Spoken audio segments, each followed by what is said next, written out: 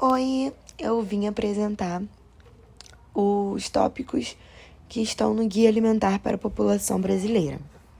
Vamos começar pelo capítulo 1.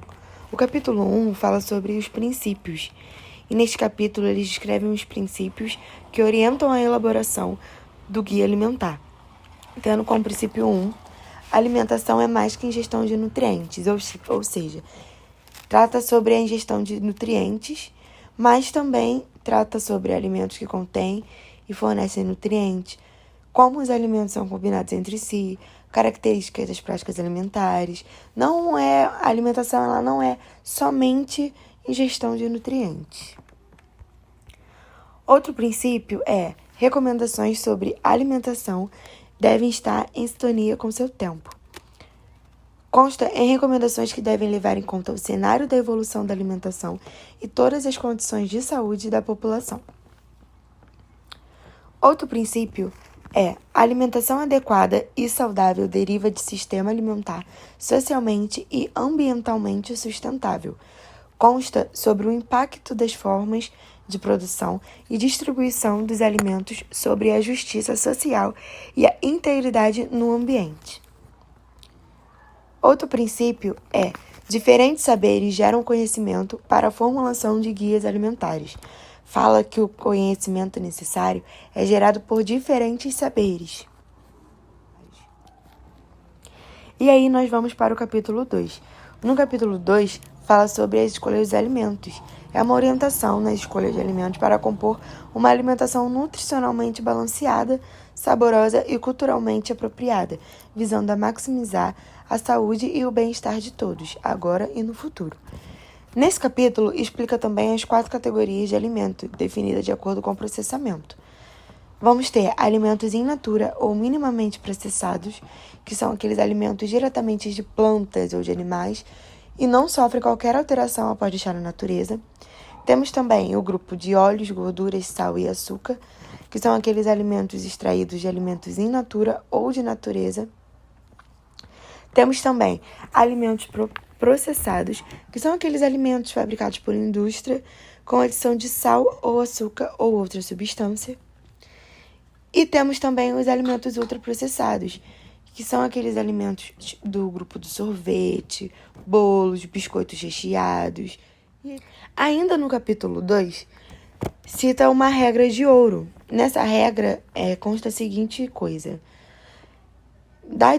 é uma dica, que é que você prefira sempre os alimentos in natura ou minimamente processado e preparações culinárias a alimentos processados. E aí nós vamos para o capítulo 3.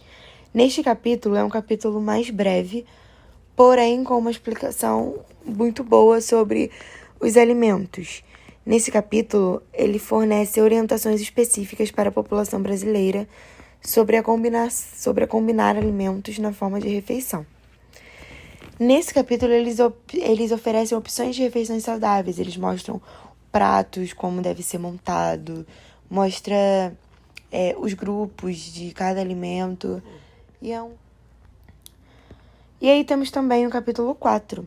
Nesse capítulo, fala sobre o ato de comer, que consta sobre o ato de comer e as dimensões que influenciam, entre outros aspectos, o aproveitamento dos alimentos consumidos e o prazer proporcionado pela alimentação.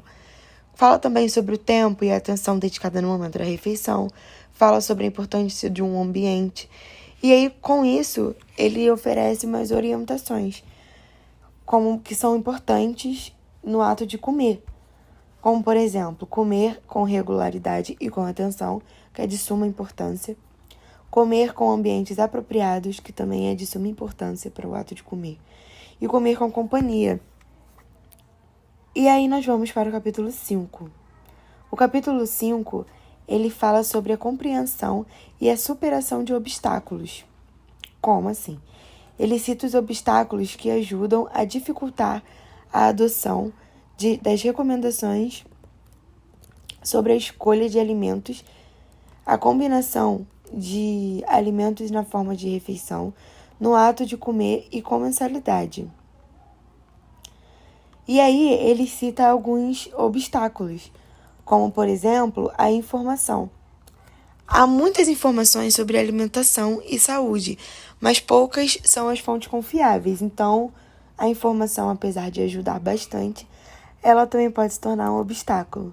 E outro obstáculo também é a oferta. Os alimentos ultraprocessados, eles são encontrados em toda parte, sempre acompanhados de muita propaganda, desconto e promoções, enquanto alimentos in natura ou minimamente processados nem sempre são comercializados em locais próximos às casas das pessoas. Outros obstáculos é o custo.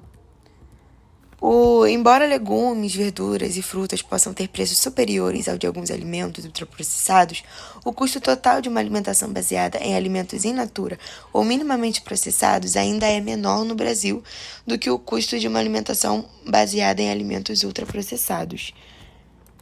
E outros obstáculos são habilidades culinárias. O enfraquecimento de transmissão de habilidades culinárias entre gerações favorece o consumo de alimentos ultraprocessados. Outra questão também que pode se tornar um obstáculo é o tempo. Para algumas pessoas, as recomendações deste guia podem implicar a dedicação de mais tempo e alimentação. Hoje, você você tem um tempo curto para preparar a refeição, então acaba optando por alimentos ultraprocessados, processados, e isso pode ser um obstáculo também. E por último, outro obstáculo que pode ser considerado é a publicidade. A publicidade de alimentos ultraprocessados domina os anúncios comerciais de alimentos. Frequentemente veicula informações incorretas ou incompletas sobre alimentação e atinge, sobretudo, crianças e jovens, tornando então um obstáculo para ajudar na escolha de alimentos mais saudáveis. E aí, por último, o Guia Alimentar ele cita 10 passos para uma alimentação adequada e saudável. Passo 1. Fazer de alimentos in natura ou minimamente processado a base da alimentação. Passo 2. Utilizar óleos, gorduras, sal e açúcar em pequenas quantidades. Passo 3. Limitar o consumo de alimentos processados. Passo 4. Evitar o consumo de alimentos ultraprocessados. Passo 5. Comer com regularidade e atenção. Passo 6. Fazer compras em locais que ofertam variedades de alimentos in naturas ou minimamente processados. Passo 7. Desenvolver, exercitar e partilhar habilidades culinárias. Passo 8. Planejar o uso do tempo para dar à alimentação o espaço que ela merece. Passo 9. Dar preferência, quando fora de casa, a locais que servem refeições feitas na hora. E passo 10. Ser crítico quanto às informações, orientações e mensagens sobre a alimentação vinculada em propagandas comerciais. E por fim, é só isso. Então, a gente deu uma resumida nos tópicos do Guia Alimentar para a População Brasileira.